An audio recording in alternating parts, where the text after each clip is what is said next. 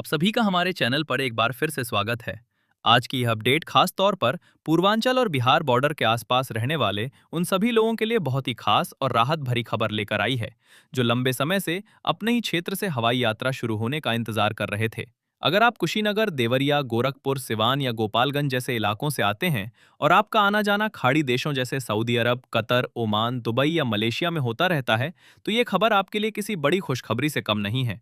दोस्तों, होली के शुभ अवसर पर एक बार फिर से कुशीनगर इंटरनेशनल एयरपोर्ट को लेकर बड़ी और सकारात्मक अपडेट सामने आ रही है।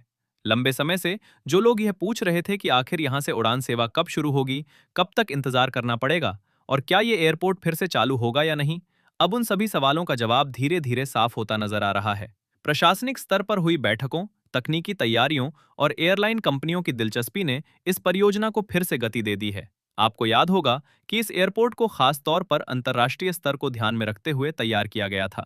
इसका मुख्य उद्देश्य था बौद्ध पर्यटन को बढ़ावा देना, विदेशों से आने वाले श्रद्धालुओं को सुविधा देना और साथ ही पूर्वांचल के उन लाखों लोगों को राहत देना जो काम के सिलसिले में विदेश जाते हैं। उद्घाटन के समय इसे पूरे क्षेत्र के विकास का नया द्वार बताया गया था। शुरुआत में कुछ उड़ानें चली भी और यात्रियों का अच्छा रिस्पॉन्स मिला, लेकिन बीच में तकनीकी और प्रशासनिक अड़चनों के कारण सेवाएं रोकनी पड़ी। सबसे बड़ी समस्या थी आधुनिक लैंडिंग सिस्टम यानी इंस्ट्रूमेंट लैंडिंग सिस्टम आईएलएस को पूरी तरह स्थापित करना। इसके लिए अतिरिक्त जमीन की जरूरत थी, जो काफी समय तक विवाद में फंसी रही। लेकिन अब राहत की बात यह है कि जिला प्रशासन और संबंधित विभागों ने मिलकर इस मुद्दे को सुलझा लिया है। जरूरी जमीन एयरपोर्ट अथॉरिटी को सौंप दी गई है और इसके साथ ही तकनीकी काम तेजी से आगे बढ़ रहा है। यही वह बड़ी बाधा थी जिसकी वजह से एयरलाइन कंपनियां अंतिम फैसला लेने में हिचकिचा रही थीं। अब स्थिति बदल चुकी है।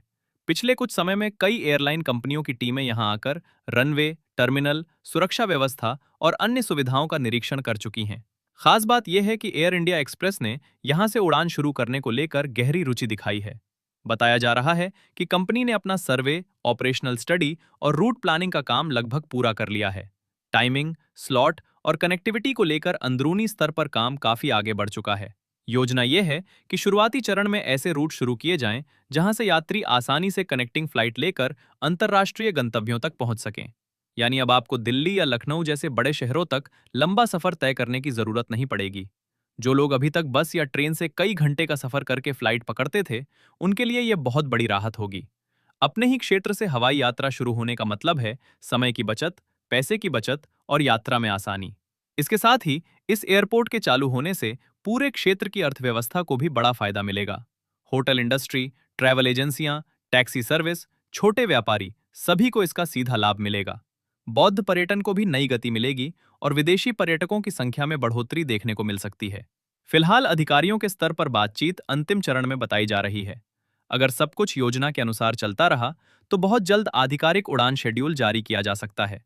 इसके बाद टिकट बुकिंग शुरू होगी और यात्रियों को पूरी जानकारी मिल जाएगी कि कौन कौन से रूट पर उड़ानें शुरू होंगी और टाइमिंग क्या होगी। कुल मिलाकर दोस्तों, होली के इस शुभ अवसर पर यह खबर पूरे पूर्वांचल और बिहार बॉर्डर के लोगों के लिए एक बड़ी खुशखबरी बनकर सामने आ रही है। लंबे इंतजार के बाद अब ऐसा लग रहा है कि कुशीनगर एयरपोर्ट फिर से उड़ान भरने के लिए पूरी तरह तैयार हो चुका है और बहुत जल्द यहां से नियमित हवाई सेवाएं शुरू हो सकती हैं।